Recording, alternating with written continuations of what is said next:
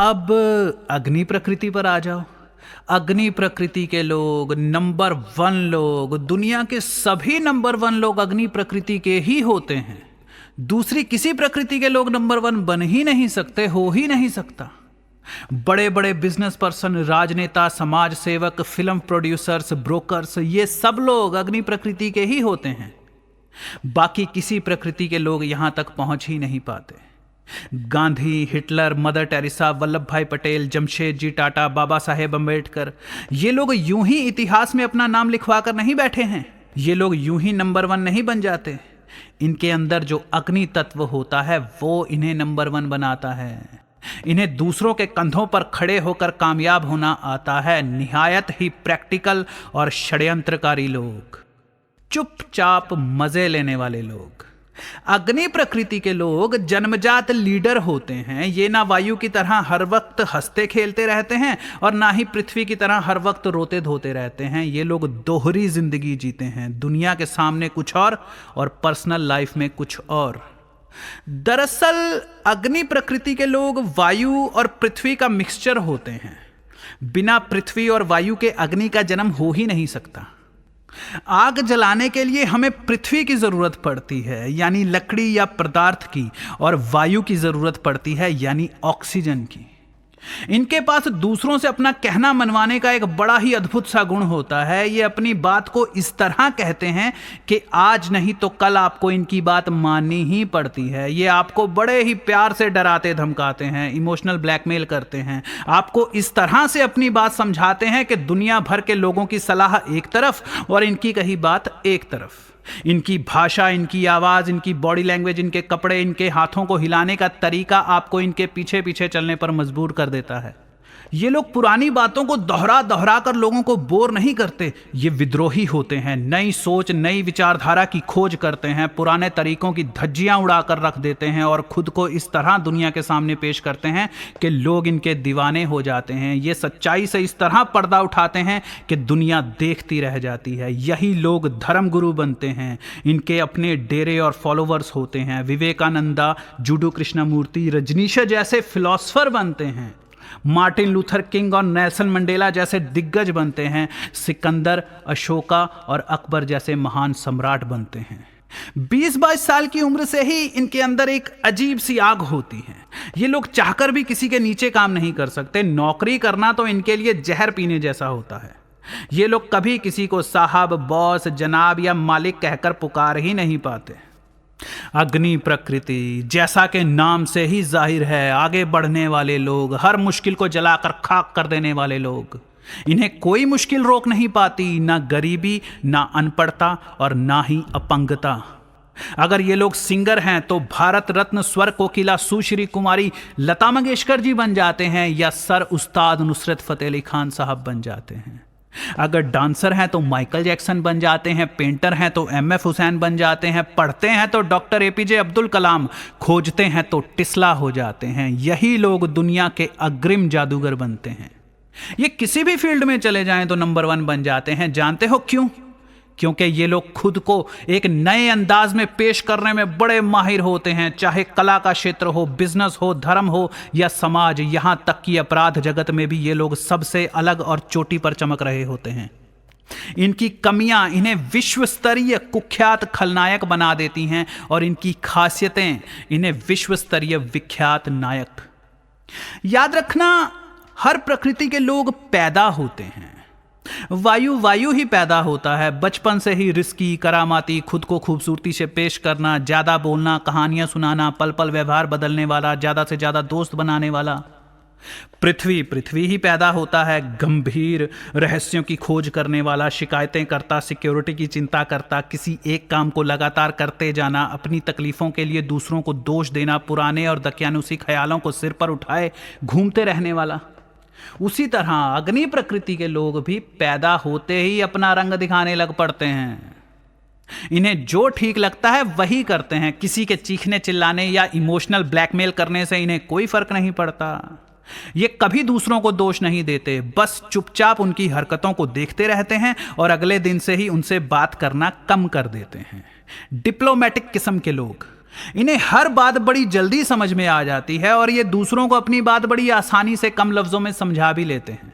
ये दोस्तों के साथ रहते तो हैं, पर भीड़ से अलग, कटे कटे से। बातें ये भी बहुत करते हैं, पर सिर्फ एक या दो चुनिंदा लोगों से। आप कभी अंदाजा नहीं लगा सकते कि ये किसी काम को करेंगे या नहीं। ये लोग अपनी मर्जी से चलते हैं। ये दोस्तों के बीच भी ऐसे रहते हैं जैसे वो सब इनके फॉलोवर हों और ये उनके लीडर। ये लोग किसी बात को एक ही बार कहते हैं, आपको मानना है तो मानो, नहीं तो रहने दो। इन्हें किसी बात का बुरा नहीं लगता, ना ये नाराज होते हैं और ना ही किसी से बदला लेते हैं। अगर इन्हें जेल भी हो जाए तो जेल में भी ये लोग ऐसे टहलते हैं जैसे किसी बागीचे में सैर कर रहे हों। इन्हें देखकर ही पता चलता है कि इनकी जिंदगी पूरी तरह इनके कंट्रोल में है। हर वक्त काम की बातें, बिजनेस की बातें, कामयाबी, कंपटीशन, सक्सेस, शॉर्टकट, बदलाव की बातें। जो चल रहा है ये उससे अलग, उससे 1000 गुना बेहतर और तेज करने की सोचते हैं। इन लोगों पर वो कहावत एकदम फिट बैठती है, गंगा गए गंगाराम, जमुना गए जमुनादास। जैसा माहौल हो ये बिल्कुल वैसे ही बन जाते हैं, जैसा देश वैसा भेष। लेकिन फिर भी ये बेवकूफों को कम ही मुंह लगाते हैं। टाइम पास करने वालों और टाइम वेस्ट करने वालों को ये दूर से ही पहचान लेते हैं। ये सारी जिंदगी अकेले रह लेंगे, पर कम अक्लों को दोस्त नहीं बनाएंगे। इनके एक या दो दोस्त ही होते हैं और वो भी बड़े काम के लोग होते हैं। इनकी एक पहचान ये होती है कि ये बिजनेस लैंग्वेज में बात करते हैं। आप इनके मुंह से ये वाले डायलॉग अक्सर सुन सकते हैं, सीधा काम की बात करो, फायदा क्या है, मुझे क्या मिलेगा, तुम्हें इस मामले में इतनी दिलचस्पी क्यों है, तुम्हारा इरादा क्या है, जिंदगी तुम्हारी है, डिसीजन खुद लो, जिसे बदल नहीं सकते उसे खरीद लो और जिसे खरीद नहीं सकते उसे बदल दो। मेरे पिताजी अग्नि प्रकृति के हैं। मुझे याद है उन्होंने मुझसे एक बार कहा था कि ऐसे बनो कि तुम्हारे कॉम्पिटिटर बंद कमरों में अकेले बैठकर खुद के सामने ये स्वीकार करें कि तुम महान हो। इनकी भाषा इतनी कठोर होती है कि ज्यादातर लोग इन्हें पसंद नहीं करते, लेकिन सच ये है कि ये लोग सबसे बेहतरीन इंसान होते हैं। वो अलग बात है कि हमारा समाज वायु प्रकृति के लोगों को पसंद करता है क्योंकि वो हंसमुख होते हैं, पृथ्वी प्रकृति जैसे दुखी लोगों को समझदार मानता है और अग्नि जैसे प्रैक्टिकल लोगों को मतलबी, लालची और दुष्ट समझता है। अगर बात सिर्फ अग्नि प्रकृति की लड़कियों की जाए तो शास्त्रों में इन लड़कियों को हस्तिनी कन्या कहा गया है। शास्त्र कहते हैं कि इन लड़कियों का दिल सख्त होता है, यानी ये जल्दी नहीं पिघलती। इन्हें कामयाब, मशहूर और चालाक मर्द पसंद होते हैं। ये ढीठ होती हैं, साफ साफ बात करती हैं। इनकी हाँ का मतलब हाँ होता है और ना का मतलब ना ही होता है। ये कहानियां नहीं सुनाती, हुक्म जारी करती हैं। ये प्रोएक्टिव होती हैं। प्रोएक्टिव से मतलब है कि अगर कोई मर्द इन्हें पसंद है तो ये शर्माकर घर में नहीं बैठती। ये उसे फ़ोन करती हैं, आगे बढ़कर बात करती हैं, उसमें दिलचस्पी दिखाती हैं। अगर बीच में कोई दूसरी लड़की टांग अड़ा रही है तो उसकी टांग तोड़ भी देती हैं। अगर ज़रूरत पड़े तो लड़के को लालच भी देती हैं, और अगर इन सब के बावजूद भी लड़का इनको पसंद नहीं करता तो ये उसमें दिलचस्पी दिखाना छोड़कर किसी दूसरे लड़के की तलाश में निकल पड़ती हैं। ये दो कौड़ी के लोगों को फालतू की रिस्पेक्ट देकर सिर पर नहीं चढ़ाती। ये शानदार औरतें होती हैं। ना ये वायु की तरह छोटी सी बच्ची बनकर रंग बिरंगे कपड़े पहनकर बदहवास बोलने वाली मुंहफट लड़की होती है, और ना ही पृथ्वी की तरह सताई हुई बेचारी अबला नारी। ये जानदार औरतें होती हैं। इन्हें आप अपने साथ 5 स्टार पार्टीज में लेकर जा सकते हैं। सिर्फ इन्हीं लड़कियों में 5 स्टार एडिकेट्स होते हैं। आपको इस बात की फिक्र नहीं होती कि ये पार्टी में दूसरे मर्दों के गले लग लग कर उन्हें अपना ओपन बट चीप एटीट्यूड दिखाती फिरेंगी, या फिर किसी कोने में बैठकर रोते हुए लोगों को बताएगी कि आप इनकी बिल्कुल परवाह नहीं करते, आप कितने बेकार और यूजलेस बॉयफ्रेंड हैं। नहीं, ये महारानियां होती हैं। पार्टी में ठरकी से ठरकी आदमी भी इनके सामने हाथ जोड़कर भाग जाता है। ये किसी भी तरह के मजाक और बुरी से बुरी सिचुएशन को हैंडल कर सकती हैं। इन्हें कोई नाराज नहीं कर सकता। ये किसी बात का बुरा नहीं मानती। जिन अग्नि प्रकृति की लड़कियों को मैं जानता हूं वो भरी महफिल में अपनी फेवरेट सेक्स पोजीशन पर बात कर रही होती हैं, लेकिन ये सामने वाले की हैसियत, समझदारी और एक्सपीरियंस देखकर ही लेवल ऑफ कन्वर्सेशन का चुनाव करती हैं, टॉपिक का चुनाव करती हैं, शब्दों का चुनाव करती हैं। ये वायु और पृथ्वी की तरह प्री लोडेड नहीं होती कि बटन दबाते ही शुरू हो जाएं। इनकी आन बान और शान देखकर आपको पता चलता है कि स्टैंडर्ड ऑफ लिविंग कहते किस बला को है। इन लड़कियों की जिंदगी बस बॉयफ्रेंड या पति पर जाकर खत्म नहीं हो जाती। इनके पैदा होने का मकसद सिर्फ लव मैरिज करना नहीं होता, ये इंडिपेंडेंट औरतें होती हैं। अग्नि प्रकृति की लड़कियां world class doctors, professors, police officers या पॉलिटिशियंस बनती हैं, मिस वर्ल्ड, मिस यूनिवर्स चुनी जाती हैं या एस्ट्रोनॉट्स बनती हैं। आओ सबसे पहले इनके हेयर स्टाइल्स देखते हैं।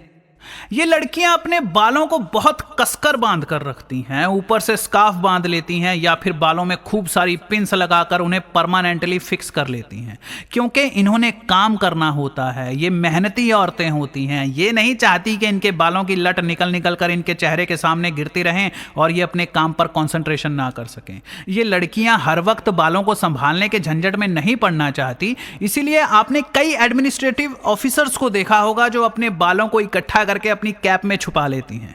या फिर कई लड़कियां कुछ ज्यादा ही जुझारू होती हैं, वो बचपन से ही बड़े बालों को मुसीबत की तरह देखती हैं, इसीलिए बॉय कट करवा लेती हैं। किरण बेदी या इंदिरा गांधी जैसी औरतें इसका अच्छा उदाहरण है। अब चेहरे पर आ जाओ। अग्नि प्रकृति की लड़कियां अपने चेहरे पर सबसे कम मेकअप करती हैं, ना के बराबर। कुछ लड़कियां एक बिल्कुल ही छोटी सी बिंदिया लगा लेती हैं, कानों में छोटे छोटे बूंदे पहनती हैं जिसमें एक मोती या एक हीरा जड़ा होता है। अब कपड़ों पर आ जाओ। अग्नि प्रकृति के लोग हमेशा यूनिफॉर्म पहनते हैं।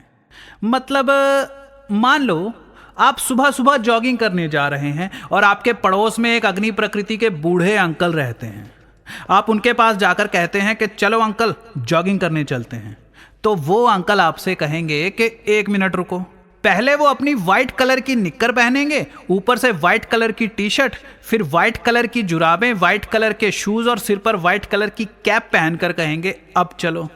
ये लोग हर काम को करने के लिए प्रॉपर यूनिफॉर्म पहनते हैं। ये लोग वर्दी के पीछे दीवाने होते हैं। जब तक ये प्रॉपर यूनिफॉर्म ना पहन लें, ये खुद को उस काम को करने के लिए मेंटली तैयार ही नहीं कर पाते। यूनिफॉर्म साइकोलॉजी को अच्छी तरह समझ लो। किसी काम को अच्छी तरह करने के लिए यूनिफॉर्म बहुत जरूरी होती है। आम लोगों को लगता है कि मोटिवेशन इंसान के अंदर से आता है। नहीं, अंदर से सिर्फ इच्छाएं उठती हैं। अगर तुम एक साधु या संत बनना चाहते हो तो भगवे रंग के कपड़े पहनना, दाढ़ी रखना और रुद्राक्षों की माला पहनना जरूरी है। पंडित हो तो पंडितों जैसे कपड़े, फौजी हो तो फौजी वर्दी, पुलिस वाले भी वर्दी पहनते हैं, डॉक्टर, प्लेयर, जादूगर, रॉकस्टार, क्लासिकल सिंगर। जब तक आप उन कपड़ों को नहीं पहनोगे जो किसी खास काम के लिए डिजाइन किए गए हैं, तब तक आप सेल्फ कंट्रोल नाम की चीज को महसूस ही नहीं कर पाओगे। देखो, समझाने वाले आपसे कहते होंगे कि अंदर से आग पैदा करो, आपके दिल में जोश होना चाहिए, जुनून होना चाहिए। जब तक अंदर से किसी चीज को करने का जज्बा नहीं जागेगा, तब तक बाहर से कोशिश करने का कोई फायदा नहीं होगा। लेकिन सच्चाई बिल्कुल इसके उल्टा है। अंदर से मोटिवेशन का इंतजार मत करो, उठो और उस काम को जबरदस्ती करना शुरू कर दो। मूड बनने का इंतजार मत करो, मन तो भटकने के लिए ही बना है। मूड का तो काम ही होता है बार बार बदलना। अगर आप मूड बनने का या दिल में जोश पैदा होने का इंतजार करने लगे तो सारी जिंदगी इंतजार ही करते रहेंगे। मान लो आप एक डांसर हो और दुनिया के नंबर 1 डांसर बनना चाहते हो, लेकिन आपका प्रैक्टिस करने का मूड नहीं बन रहा। आप सोच रहे हैं कि यार जरा दिल में जोश सा आए, मेरे दिल में वो चिंगारी भड़के जो मुझे उछाल कर स्टेज पर फेंके, तो मैं प्रैक्टिस करना शुरू करता हूं। तो मेरे भाई, आप सोचते ही रह जाओगे। नहीं, उठो और नाचना शुरू कर दो। मूड बाद में बनता है। ये जो दिल का जोश, जुनून, जज्बा, चिंगारी, आग होती है ना, ये सब बाद में आता है। इन चीजों का इंतजार पहले मत करो। आपको क्या लगता है कोई बॉक्सर रिंग में उतरने से पहले ही गुस्से से पागल हो रहा होता है? आपको क्या लगता है जो लोग आईएएस ऑफिसर बनते हैं वो एग्जाम की तैयारी शुरू करने से पहले किसी चिंगारी का इंतजार कर रहे होते हैं, पढ़ने के मूड बनने का इंतजार कर रहे होते हैं? नहीं। एक डॉक्टर जब रात को 3 बजे अपनी नींद खराब करके किसी मरीज की जान बचाने के लिए भागा जाता है तो उसका मूड नहीं होता, ना ही उसके अंदर कोई चिंगारी होती है। वो जबरदस्ती उठता है और अपनी यूनिफॉर्म पहनता है। सफेद रंग का कोट पहनते ही उसकी नींद उड़ जाती है, उसका दिमाग, उसके हाथ पांव किसी प्री प्रोग्राम्ड मशीन की तरह चलने लगते हैं, उसके सभी फैसले ऑटोमेटिकली सही होने लगते हैं, फिर चाहे वो शराब के नशे में धुत ही क्यों ना हो। साइकोलॉजी में इसे ट्रिगर के नाम से जाना जाता है। यूनिफॉर्म हम इंसानों पर हिप्नोटिज्म की तरह असर करती हैं। आपका मन हो या ना हो, लेकिन आप उस काम को बढ़िया तरीके से करने लग जाते हैं अगर आपके पास उसकी यूनिफॉर्म हो तो। महात्मा गांधी जैसे लोग जानते थे कि भारत की जनता एक कोट पैंट पहने बैरिस्टर से ज्यादा एक धोती में आधे नंगे महात्मा पर ज्यादा यकीन करेगी। भारत को आजाद करवाने के लिए उन्होंने एक जबरदस्त प्लान बनाया और अपने लिए एक यूनिफॉर्म डिजाइन की, और वो यूनिफॉर्म उन्हें कभी अपने मकसद से भटकने नहीं देती थी। मन का क्या है, गांधी अगर अपने मन की सुनते तो उनका मन अगले ही दिन बदल जाना था और उन्होंने आज़ादी वज़ादी का ख्याल छोड़कर इंग्लैंड भाग जाना था। लेकिन उनकी धोती, चप्पलें और हाथ में पकड़ी हुई छड़ी उन्हें कहती रहती थी कि मोहन, तुमने जो शुरू किया है उसे पूरा करो। अब आपको समझ में आ रहा होगा कि सिंहासन पर बैठे बादशाह के कपड़े इतने कीमती क्यों होते हैं, हीरे मोती सोने का ताज और हाथों में तलवार क्यों होती है। वो भी तो कुर्ता पजामा पहनकर कह सकता है कि भैया हम तो जमीन से जुड़े हुए लोग हैं, सिंपल लिविंग हाई थिंकिंग, क्या रखा है ताज में तलवार में। नहीं, यूनिफॉर्म बड़ी जरूरी है। अघोरी साधु नंगे घूमते हैं, शरीर पर मुर्दों की राख मलते हैं, क्यों? क्या उनका मन कमजोर होता है? क्या वो कम जिद्दी होते हैं? नहीं, शायद साधुओं से ज्यादा मन को और कोई समझ नहीं पाता। वो लोग जानते हैं कि हम कैसे नजर आ रहे हैं, इसका असर मन पर पड़ता है। जानवर के गले में पड़ा पट्टा उसे सारी जिंदगी गुलाम बनाए रखता है, नहीं तो मन तो उसका 1000 बार भाग निकलने को करता होगा। वो पूरे गांव में आवारा घूमता है, गाड़ियों के पीछे भागता है, पर इंसान बड़ा चालाक है, उसने उसके गले में एक पट्टा बांधकर उसे छोड़ दिया है, और वो पट्टा उसके मन को कभी आज़ादी के बारे में सोचने भी नहीं देता। अगर आप किसी धर्मगुरु के डेरे पर यूं ही भटकते हुए पहुंच जाओ तो वो पहला काम यही करेगा कि चाहे जबरदस्ती ही सही आपके गले में एक माला और सिर पर एक टोपी जरूर पहनाएगा। आपको उस गुरु में चाहे कोई दिलचस्पी ना हो, पर वो माला या टोपी आपके दिमाग को अपने चंगुल में ले लेगी। आप डर के मारे उसे उतार कर फेंक भी ना पाओगे। आपका दिल, दिमाग, मन, आत्मा, कलेजा, फेफड़ा सब उस यूनिफॉर्म का गुलाम बन जाएगा। बस उसी तरह अगर आप किसी जिम में जाकर एक्सरसाइज करना चाहते हैं, स्लिम और फिट होना चाहते हैं, या सुबह सुबह जॉगिंग करना चाहते हैं और आपका मन बार बार बदल जाता है, कई बार मूड नहीं करता, तो इसका इलाज बड़ा ही आसान है। प्रॉपर यूनिफॉर्म पहनो। आपने बॉडी बिल्डर देखे होंगे, वो जिम में पूरा ट्रैक सूट पहनकर आते हैं, नीचे रनिंग शूज, कंधे पर बैग टंगा होता है, कानों में हेडफोन, हाथों में वाटर बॉटल, गले में टॉवल। अरे यूनिफॉर्म की फीलिंग ही अलग होती है यार। कच्चे खिलाड़ी जिम में एक्सरसाइज करने जाते हैं जीन्स पहनकर और पुरानी टी शर्ट पहनकर। औरतें सलवार कमीज पहनकर पहुंच जाती हैं। उन्हें लगता है कपड़ों से क्या फर्क पड़ता है। फर्क पड़ता है जी। आपको लगता ही नहीं कि आप कोई इंपॉर्टेंट काम कर रहे हैं। मन पर असर डालने वाला, उसे कंट्रोल करने वाला कुछ है ही नहीं। बड़ी बड़ी कंपनीज अपने एम्प्लॉयज को ड्रेस कोड देती है। बड़े बड़े पॉप स्टार्स अपनी पर्सनैलिटी को अपने अलग तरह के कपड़ों से कंट्रोल करते हैं। देश के लिए मर मिटने का जज्बा उस वर्दी से आता है। अग्नि प्रकृति के लोग हमेशा यूनिफॉर्म पहनते हैं। जैसा काम वैसे कपड़े। अगर वो तानाशाह है तो सद्दाम हुसैन की तरह जर्नल की ड्रेस पहनते हैं, और अगर वो खुद को ईश्वर का दूत दिखाना चाहते हैं तो ओसामा बिन लादेन की तरह हाथों में कुरान, लंबी दाढ़ी और दूसरे हाथ में माला पकड़ी होगी। यूनिफॉर्म सिर्फ आपको ही कंट्रोल नहीं करती, वो आपके आसपास के लोगों के दिमाग को भी आपका गुलाम बनाकर रख देती हैं। अग्नि प्रकृति की लड़कियां पावर ड्रेस पहनती हैं, ज्यादातर मर्दों जैसे कपड़े पहनती हैं, जीन्स या पैंट, साथ में कॉलर वाली शर्ट जिसकी स्लीव कोहनी से थोड़ा आगे होती है और कलाई से काफी पीछे। स्लीव का ये साइज काम करने को तैयार मानसिकता को दर्शाता है। कुछ लोग अपनी फुल स्लीव कमीज की कलाई के बटन खोलकर उसमें ऊपर की तरफ 1-2 फोल्ड मार लेते हैं। या फिर लड़ाई होने पर आपने देखा होगा कि आप खुद ही अपनी कलाइयों पर से कमीज खींचकर ऊपर की तरफ कर लेते हैं। कई बार तो आपने सिर्फ बनियान पहनी होती है पर फिर भी कलाइयों पर से काल्पनिक कमीज को ऊपर करके सामने वाले की हड्डियां तोड़ने के लिए कूद पड़ते हो। आपने कभी सोचा है कि जो काम आपके लिए बड़ा इंपॉर्टेंट होता है उसे करने से पहले आप कलाइयां क्यों चढ़ा लेते हैं? क्योंकि जब दिमाग पर कामयाब होने का जुनून सवार हो, निडरता और महत्वाकांक्षा काम कर रही हो तो शरीर सपोर्ट करता है, आपके कपड़े मन को भटकने नहीं देते। अब हाथों और कलाइयों पर आ जाओ। कलाइयों में ये लड़कियां कुछ नहीं पहनती। इनकी कलाइयां और उंगलियां आपको हमेशा खाली ही मिलेंगी। अगर ये कभी एक हाथ में घड़ी बांध भी लें तो उसे जल्दी ही उतार कर बैग में रख लेती हैं। कारण वही है, ये लोग काम करते वक्त किसी किस्म की डिस्ट्रैक्शन पसंद नहीं करते। अब पैरों पर आ जाओ। अग्नि प्रकृति की लड़कियां या तो किसी कंपनी की ब्रांच मैनेजर होती हैं, सीईओ, सुपरवाइजर, समाज सेविका, sports women, wrestler, boxer, trainer, super model, movie actress, news reporter, खुद का बुटीक चलाती हैं, ब्यूटी पार्लर चलाती हैं या फिर रेस्टोरेंट चलाती हैं। तो ऐसे कामों के लिए यहां वहां भागना पड़ता है, आना जाना पड़ता है। ये वायु प्रकृति की तरह दूसरों के पैसों पर ऐश करने वाली प्रिंसेस तो होती नहीं हैं, ये सेल्फ मेड क्वींस होती हैं। बड़े बड़े बिजनेसमैन इनके सामने खड़े कांप रहे होते हैं, इसीलिए ये मजबूत, अच्छी ग्रिप वाले पर चमकदार जूते पहनती हैं। ऐसा नहीं कि अग्नि प्रकृति की औरतें हाउसवाइफ नहीं होती। घर चलाना किसी कंपनी को चलाने जैसा ही होता है। पति, बच्चे, सास ससुर, खाना पकाना, सफाई करना। अगर आपको ये सभी काम आसान लगते हैं तो आपको अपने दिमाग का इलाज करवाना चाहिए। खैर, ये लोग बेहद कामयाब होते हैं। इनके पास पैसा, ताकत और कामयाबी सब कुछ होती है। लेकिन आपको जानकर हैरानी होगी कि पर्सनल लाइफ में ये लोग बिल्कुल भी ऑर्गेनाइज्ड नहीं होते।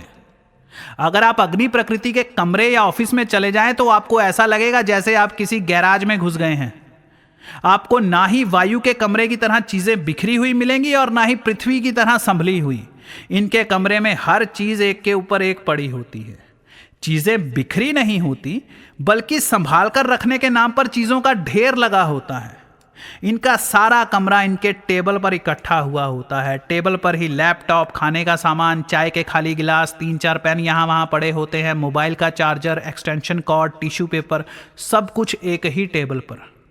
दरअसल ये लोग अपनी सारी दुनिया, अपने सारे औजार अपनी आंखों के सामने ही रखते हैं ताकि इन्हें फ्यूचर प्लान्स बनाने में मदद मिले, ये अपने लक्ष्यों तक पहुंच सकें। सबसे जरूरी पॉइंट, सिर्फ अग्नि प्रकृति के लोग ही होते हैं जिनके पास लक्ष्य होता है, टारगेट होता है। बाकी प्रकृतियों के पास सिर्फ सपने होते हैं, ड्रीम्स होते हैं। और याद रखना, टारगेट में और ड्रीम में बड़ा फर्क होता है। सपने तो हर उल्लू का पट्ठा देखता है, पर टारगेट कोई विरला ही बनाता है। सपने वो होते हैं जो सिर्फ दिमाग में होते हैं। टारगेट वो होता है जिसकी तरफ आप पहला कदम बढ़ा चुके होते हैं। सपने कभी नहीं बदलते मगर टारगेट लगातार बदलता रहता है। अगर आपका सपना है कि आप एक बढ़िया सा गीत लिखकर म्यूजिक बनाएंगे और रॉकस्टार बन जाएंगे तो यह सपना वैसे का वैसा ही रहेगा। लेकिन अगर आप उस सपने पर काम करेंगे तो अपनी एल्बम रिलीज करना आपका टारगेट है, और टारगेट लगातार बदलते रहते हैं। एक बार आपने टारगेट का पीछा करना शुरू कर दिया तो वो लगातार बदलता जाएगा। काम करते करते शायद आप महसूस करेंगे कि आप सिर्फ अच्छा गीत ही लिख सकते हैं लेकिन अच्छा म्यूजिक नहीं बना सकते। तो आप क्या करेंगे? आप किसी अच्छे म्यूजिशियन के पास जाएंगे जो करंट जनरेशन की पसंद नापसंद को आपसे ज्यादा अच्छी तरह समझता है। म्यूजिशियन आपके लिखे गीत के कई लफ्जों को दूसरे लफ्जों से बदल देगा ताकि वो गीत की धुन के मुताबिक फिट बैठ सके।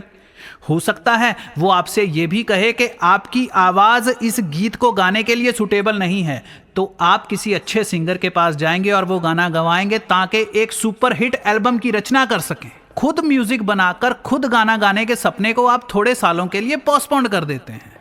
ज्यादातर कलाकार खुद ही हीरो बनने के चक्कर में फ्लॉप हो जाते हैं। उन्हें क्रिएटिविटी की डेफिनेशन ही पता नहीं होती।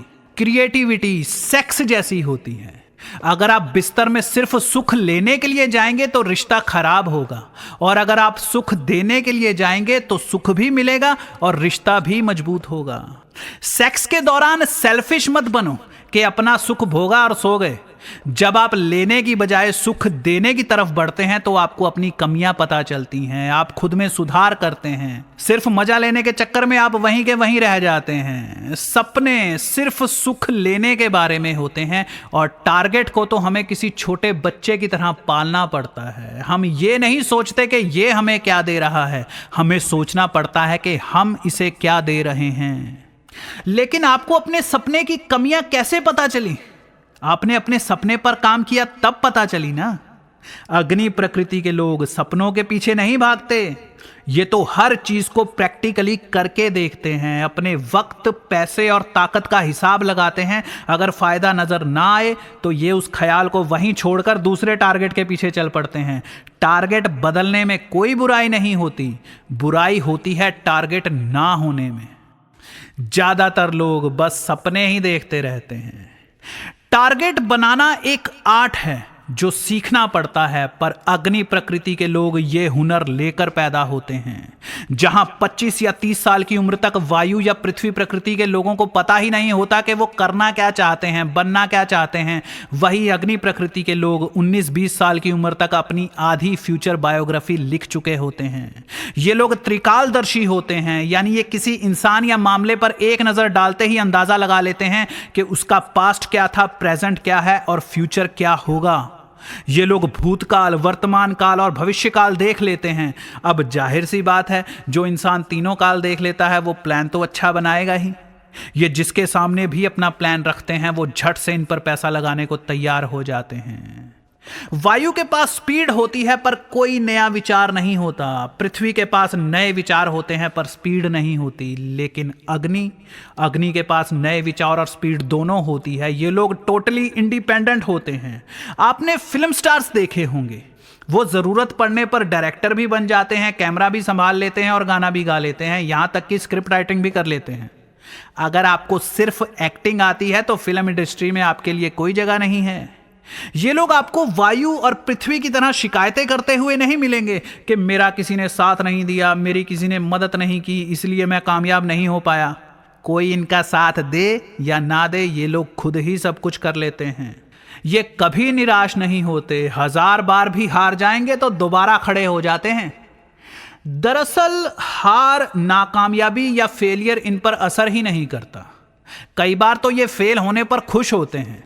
ये हार को पेट साफ होने जैसा समझते हैं। जैसे हम लोग सुबह फ्रेश होने के लिए वॉशरूम में जाते हैं ना, ताकि पेट खाली कर सकें, ताकि दोबारा भूख लग सके, बस वैसे ही हारना जरूरी है। हारोगे नहीं तो तरक्की की भूख कैसे जागेगी? आप माने या ना माने, ज्यादातर चीजों के प्रति इनकी याददाश्त जीरो होती है। ना इन्हें रास्ते याद रहते हैं, ना एम्प्लॉयज के नाम, ना अपॉइंटमेंट्स और ना ही फोन नंबर्स। लेकिन इन्हें अपने टारगेट से जुड़ी सारी इंफॉर्मेशन याद रहती है। अगर आप काम की बात कर रहे हैं तो ये आपके मुंह से निकला एक लफ्ज भी नहीं गंवाएंगे, और अगर आप कोई ऐसी बात कर रहे हैं जिसमें इनका कोई फायदा ना हो तो इन्हें सुनाई ही नहीं देगा। आप चाहे अगले ही पल पूछ लेना कि बताओ मैंने क्या कहा, ये बता नहीं पाएंगे। आचार्य मनु अपनी कृति मनुस्मृति में इन्हें क्षत्रिय कहकर पुकारते हैं। इनका जन्म ब्रह्मा जी की भुजाओं से हुआ मानते हैं। भागवत गीता के अध्याय 18 श्लोक 44 में कहा गया है, शौर्य तेजम धिति राक्षसम युधय चापम पलायनम दानमीश्वर भवश्च शाक्रम करम शुभावजम। शूरवीरता, धैर्य, तेज और युद्ध में ना भागना, दान करना, चतुरता और धर्म को सम्मान देना क्षत्रियों की पहचान है। ये लोग दुनिया पर राज करते हैं और इसके पीछे कारण होता है इनकी निर्भयता। इनकी एक ही क्वालिटी इन्हें बाकी दूसरी प्रकृतियों से बिल्कुल अलग कर देती है, वो है साहस। इन्हें अपने आसपास मौजूद चीजों का सही इस्तेमाल करना आता है। ये पक्के बिजनेसमैन होते हैं, पक्के पॉलिटिशियंस। ये प्यार भी फायदा देखकर करते हैं। इनकी शादी भी इनकी एक पॉलिटिकल चाल होती है या बिजनेस डील होती है। प्यार, इश्क, मोहब्बत, काम, क्रोध, लोभ, मोह, अहंकार, द्वेष, तृष्णा, इन सब भावनाओं का इस्तेमाल ये लोग सिर्फ अपने फॉलोअर बनाने के लिए करते हैं। इनकी नज़र में इश्क सिर्फ एक ऐसी चीज है जो बिना इन्वेस्टमेंट के सबसे ज्यादा बिकती है। पत्थर पर भी इश्क लिखा हो तो वो भी बिक जाएगा। ये लोग बचपन से ही मनोविज्ञान के महारथी होते हैं। मिलते ही पहले सामने वाले की कमजोर नस पकड़ते हैं और फिर उसे अपने इशारों पर नचाना शुरू कर देते हैं। मजेदार पॉइंट, ये लोग हाईली सेक्सुअल होते हैं, सेक्स के पीछे पागल होते हैं। इनके दोस्त कम होते हैं पर इनके प्रेमियों की लिस्ट अक्सर काफी लंबी होती है। सेक्स इनकी जिंदगी के 70 से 80% हिस्से को कवर करता है। सेक्स को ये लोग रिफ्रेशमेंट की तरह इस्तेमाल करते हैं। वायु प्रकृति के लोग जिन फोकट की पार्टियों में जाकर नाचते हैं वो पार्टियां यही लोग देते हैं। महंगी गाड़ियां, महंगा लाइफस्टाइल और जानदार पर्सनैलिटी ये खुद कमाते हैं। अपने बाप के पैसों को उड़ा उड़ा कर कर्जों में नहीं डूबते फिरते। दिखावे और लाइफस्टाइल में बड़ा फर्क होता है मेरे भाई। ये क्लासिक लोग होते हैं। इनके लाइफस्टाइल की कॉपी करने के चक्कर में कई लोग बर्बाद होकर बैठ जाते हैं। ये लोग फीलिंगलेस नजर आते हैं पर फीलिंगलेस होते नहीं हैं। ये सम्राट होते हैं, फिर चाहे इनका साम्राज्य कितना ही छोटा सा क्यों ना हो। ये पूरा जीवन किसी शहंशाह की तरह जीते हैं जिसकी अपनी प्रजा होती है। किसी की इतनी हैसियत नहीं होती कि इनके साथ शर्त लगा सके। किस्मत इनके हाथों की कठपुतली होती है। जैसा कि एडोल्फ हिटलर ने कहा था, परिस्थितियां मेरा क्या बिगाड़ेंगी, परिस्थितियां तो मैं स्वयं पैदा करता हूं। इन्हें चैलेंज पसंद होते हैं। भरोसा करने के लिए इनका नाम ही काफी होता है। इनकी जिंदगी में कामयाबी 4 दिन की चांदनी बनकर नहीं आती। ये बजाय झूठी चकाचौंध के ब्रांड वैल्यू बनाने में विश्वास करते हैं। जहां बाकी लोग कुछ ही सालों की कामयाबी देखकर टूटे हुए तारे की तरह कहीं खो जाते हैं, ये लोग सूर्य की तरह इतिहास के माथे पर चमकते